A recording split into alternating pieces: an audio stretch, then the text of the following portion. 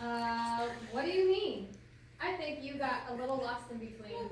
I'm talking about the Bible. That's the best title. I like to call it, and I transmit, the world. Peace to trouble and back again. A human's tale. This is something that never gets stale. No, it does not. It never does fail. My question today, and I think this is valid, how do you find your passion? Like David singing a ballad? Or Paul as he traveled and taught troops where he landed? They were filled with God's Spirit. Know it and will it. Knock, the door's open. Seek and you'll find. Just to be open to the renewing of your mind. That's perfectly said, Squishy, my bro. Yes, it is so. With our foundation in God, we won't be cast to and fro. It is so. It's time to learn more. Time to learn more than ever before. I love it. I love it. Just give me some more. Let's explore and explore. There are no scriptures we ignore. We'll start when the birds just began to soar. And talk about when the ark washed ashore. And end when the time comes to restore. That pretty much sums it up. And in the Bible, we find our passion. All of these details brought to us by a scribe. This is such amazing satisfaction. I love your reaction. This is my passion. Well, let's learn more and take some action. Okay, everybody, listen and become, for the kingdom is soon to come. Bye.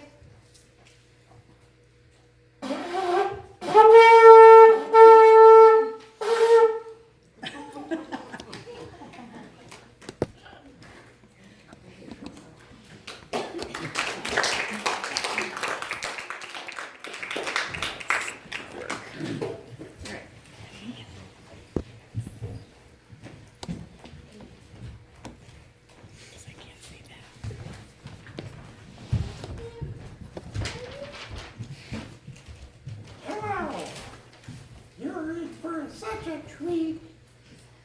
Many characters today you will meet. They will guide you through the journey we planned out today and give you some humor along the way. So let's just get started, because before we all know it, you will be time to have departed. Thank you, character.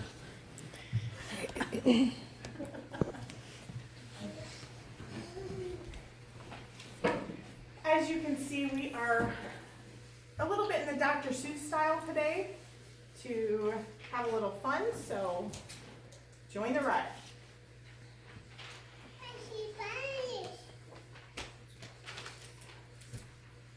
I have a poster here. It says, "You're off to great places. Today is your day. Your mountain is waiting. So get on your way." We are off to great places today. That is a journey of verses in the Bible to show where our passion should lie. And we are now going to have a rhythm band, so I'd like the young people to come up, please.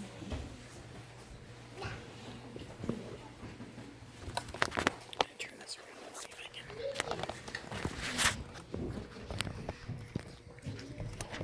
Yes, there we go. Okay, come on up. I want Jordan and Mason and all you guys to come up, please. And here are the rhythm band things. Come on up.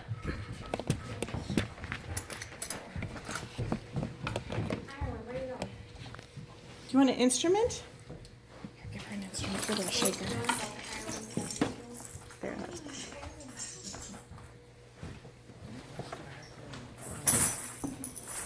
We're just going to sing Jesus Loves Me, and that is in the chorus part if you don't know the words.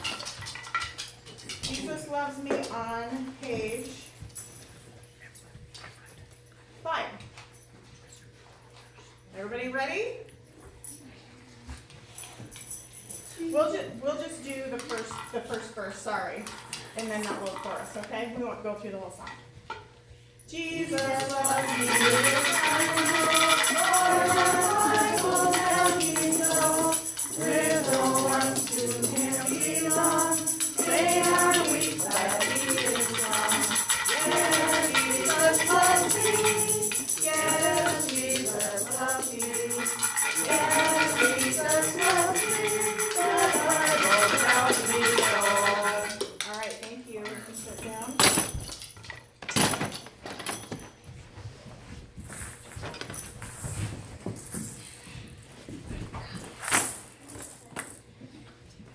So where does our passion lie? Where does it lie? This is what I want to focus on today.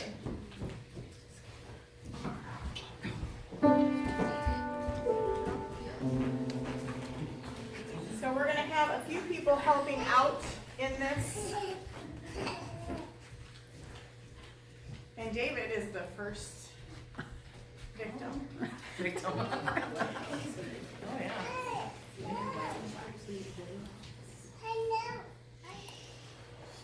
Life is too short to wake up in the morning with regrets. So love the people who treat you right, forgive the ones that don't, and believe that everything happens for a reason. If you get the chance, take it. If it changes your life, let it. Nobody said it would be easy, they just promised it would be worth it. Dr. Seuss. Thank you, unicorn. I'm going to get the microphone for some of these. I don't think I need a microphone. Can you guys hear me in the back okay? I'm kind of loud. So. I heard that. I'm not going to read through the entire parable of talents. Everyone's familiar with it.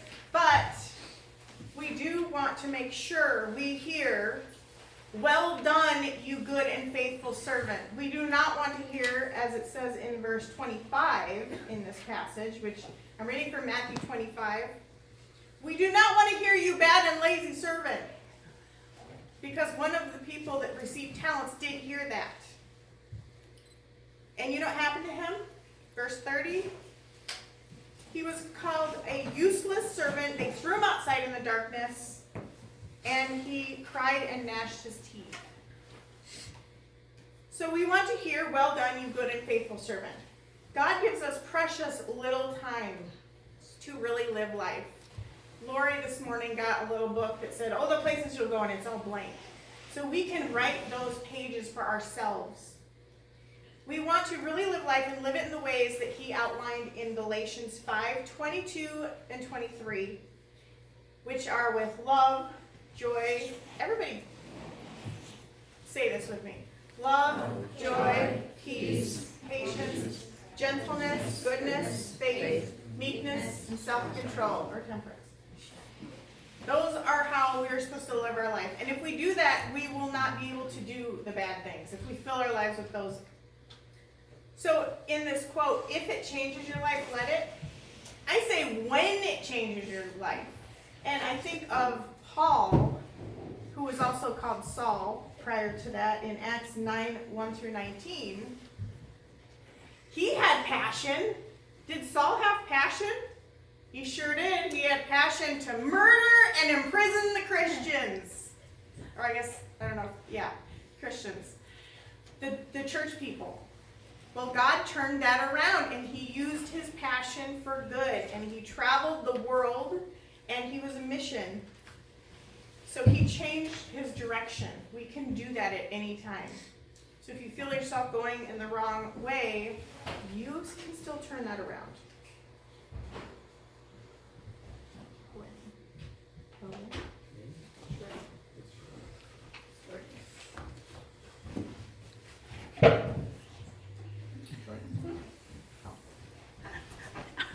Sorry, I had the wrong.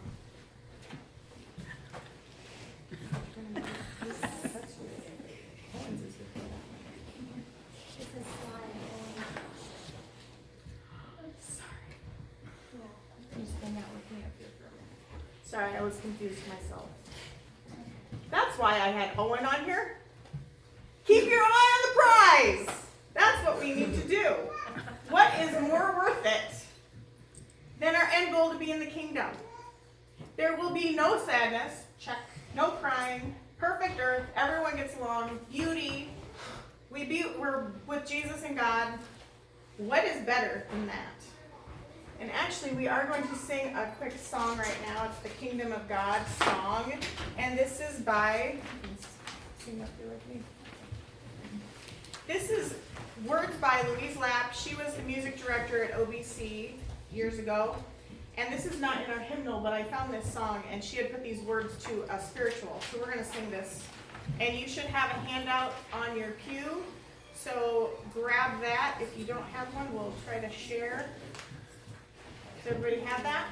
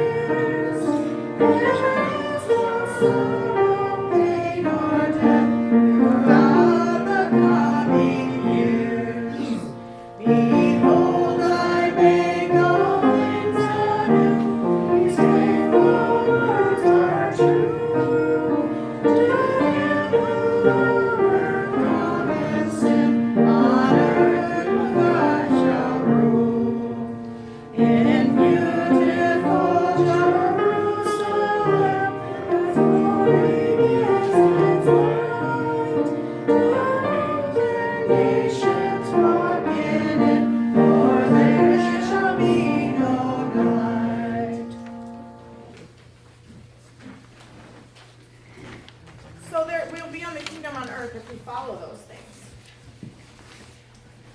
We do not go to be with God and Jesus when we die. I often hear after a death, they went to be with the Lord. And Jordan is going to read. No, that is truly a lie. Upon death, all thoughts die. Your personality doesn't float away. That is wrong, but that's what they say. Your soul doesn't float away. There are two components needed to create a soul: dust and breath.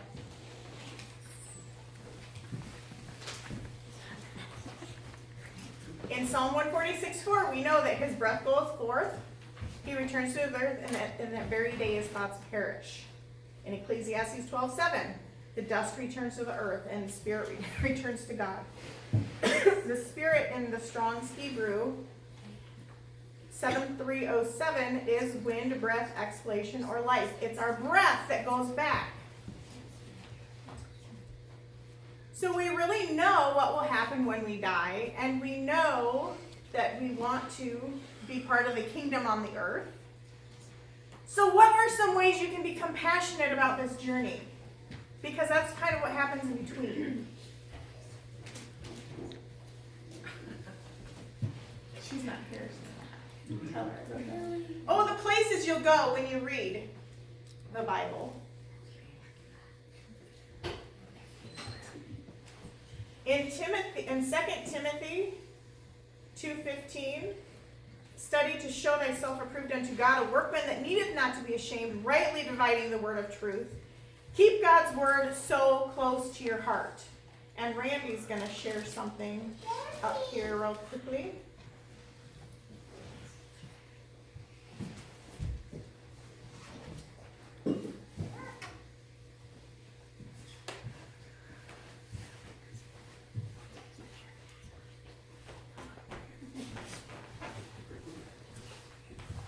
He's going to tell us a verse, Gina.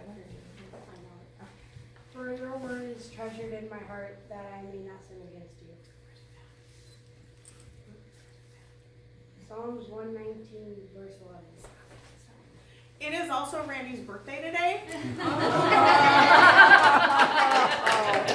think we all know what's coming next. Let's stand up here and sing him our church version of Happy Birthday. Happy birthday to you, a happy birthday to you.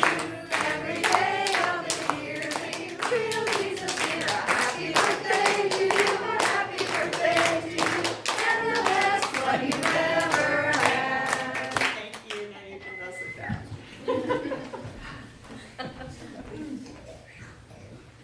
Another thing that we can do is be a bona fide friend.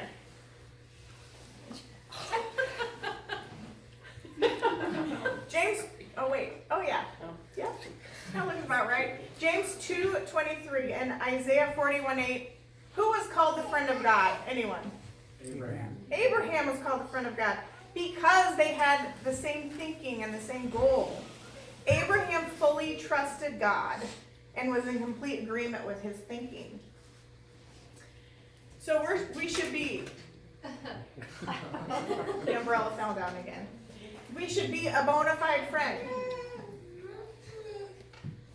In Proverbs 18:10, we should see God as a tower of strength, and we run to him whenever something happens. Whenever we're feeling down or something doesn't go right, do we go straight to God? I think we should. He is our fortified tower. 2 Corinthians 6:14-18, yoke yourselves together, literally, well, not figuratively.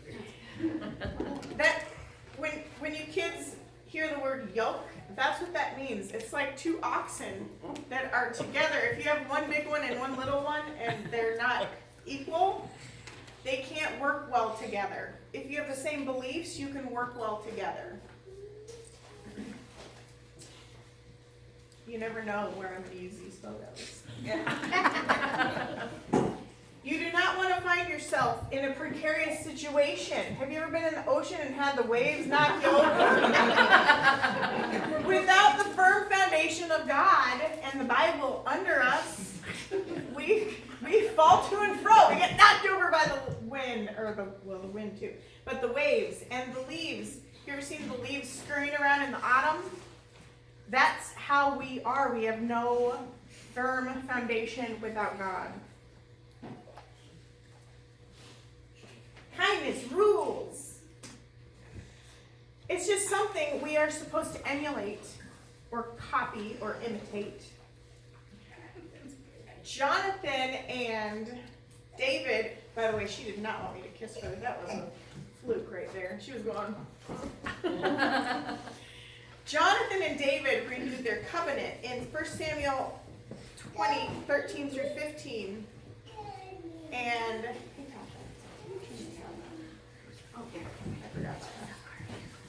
And something that really stuck out to me in that passage was the phrase, "But show me unfailing kindness like the Lord's kindness as long as I live." We are supposed to show each other that kindness. And God has the ultimate abundance of kindness. So we need to tap into that. Now it's Owen's turn to come up.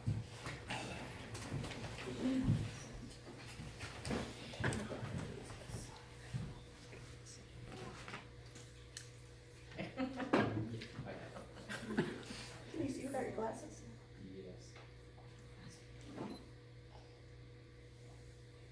We're all a little weird, and life's a little weird. And when we find someone whose weirdness is compatible with ours, we join up with them and fall into a mutual weirdness, and we call it love. Dr. Seuss. We're a little weird. Did you know that the Church of God has been called a cult? If you look it up online, it is listed as a cult. It's the Watchman Fellowship. And the thing that puts us in that category is that we reject the Trinity. And really what the cult terminology is a relatively small group of people having religious beliefs or practices regarded by others as strange or sinister. We are considered weird by the world, and really, we should embrace that. Because we are called out of the world. We aren't meant to be one of everybody else. People should see us, and we should be almost like a beacon showing that we're different. And I have a little poster over here. Why fit in when you were born to stand out? Each one of us was born to stand out. You might not think you are a leader, but you are. And the thing with that is being set apart from the world, Romans 12:2. Do not be conformed to this world, but transformed by the renewal of your mind. Thank you, all my models. Renewal of your mind. that by testing you may discern, looking in the Bible, seeing what's true, to discern what is the will of God, what is good and acceptable and perfect. So we are supposed to be set apart.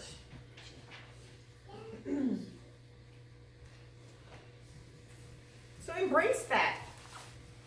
And we have a little friend that's gonna be careful.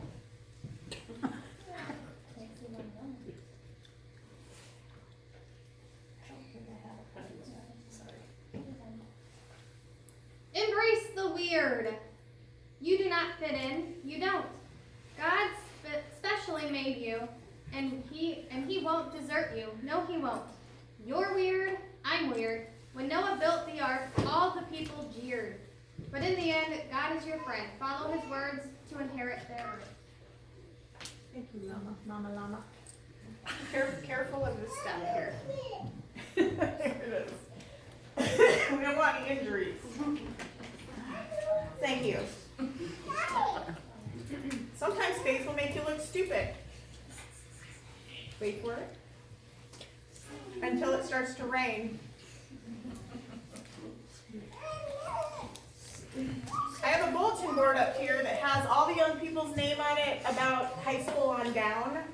And you can't see it from there, but it says star student on every one of these. So we want the young people to all be star students because they are the future church. That's why it's so important for them to be involved and important for them to be at camps and church and all of these things so they can learn more and then have that solid foundation when they go out in the world. So I have a couple of things that I'm going to call up here. And they're each going to say a verse. We have a good thing and a thankful thing. So we'll start, hang on one second, I'm going to give them a little microphone here.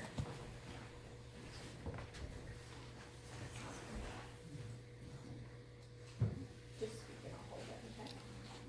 131 and finds out everything that and everything was very good. Including the born of the fifth day. Where was that found? In Genesis 131. So he's the good thing, good things. And who are you, the thankful thing? First Thessalonians.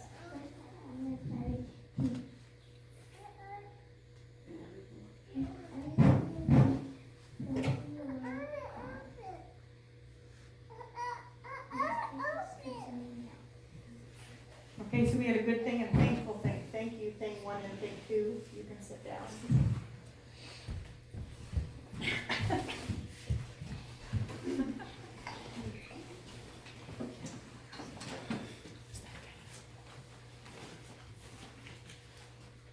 So be focused on good things, show gratitude, and constantly give thanks. So how do we ignite the passion in the young people especially? We keep following the things we're talking about today. Remember, and think about this, where focus goes, energy flows. The more you give your energy to, the more it grows. So really think about that.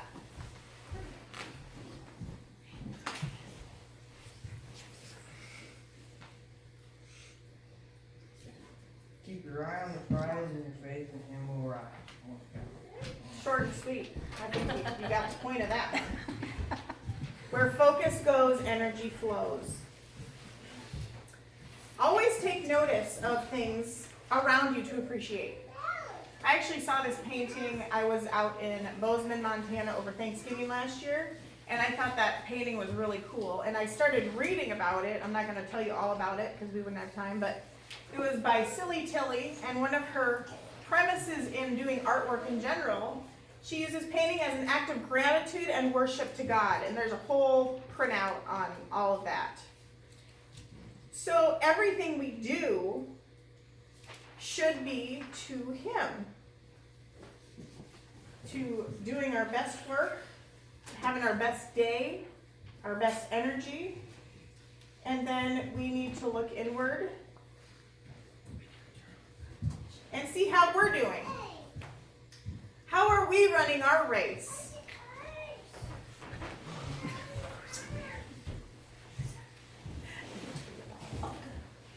Because of God's grace, we can successfully finish this race. We will then see His face, and we will have won first place. 2 Timothy 4:7. I have fought the good fight. I have finished the race. I have kept the faith. David. Thank you, Erica. And yes, I took a picture of a random runner one day when I was out on the trails. She didn't even know it. She had crazy clothes on. Be cheerful in doing everything in life. God gave us every ounce of this precious life. And whether we're, whether we're preaching, mopping, a little photo bomber, Kelsey, talking with others, having fellowship, making lunch. This was a church work day in Waterloo. Whether we're doing any of those things, I was driving around one day, I was stopped at a stoplight, don't worry. I took this picture of somebody's license plate because I thought, oh, that's kind of cool. Eyes up. That is a great reminder. Always be working toward the glory of God. Ecclesiastes 9:10, whatever your hands find to do, and I know everybody's heard this verse, do it with all your might. Does it say, well, if you don't feel like it, just kind of do it halfway? No, it says do it with all your might. Colossians 3:23, whatever you do, work at it with all your heart, as working for the Lord and not human masters. Do you ever get discouraged and think, I don't want to do this for my boss. They don't deserve my best work. Well, you're not doing your work for them. You're doing your work for God. And that kind of changes your perspective. I know I've thought that myself, but you're doing your work for God. Be well prepared. Have on your proper equipment. The armor of God, which is in Ephesians 6:10-18. We have a lot of people showing the outward armor of God. Paul was all fit up with it. Kenny was all fit up with it. We need to wear all of the armor. If we don't, we're missing a piece and we're susceptible to being crashed over with that wave, aren't we?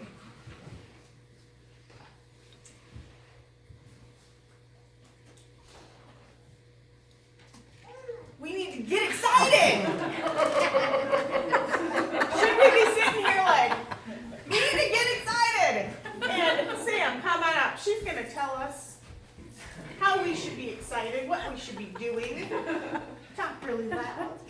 Psalms 100:1-5. Shout joyfully to the Lord, all the earth. Serve the Lord with gladness. Come before him with a joyful singing. Know that the Lord himself is God. It is he who made us and not we ourselves. We are his people and the sheep of his pasture. Enter his gates with thanksgiving and his courts with praise. Give thanks to him.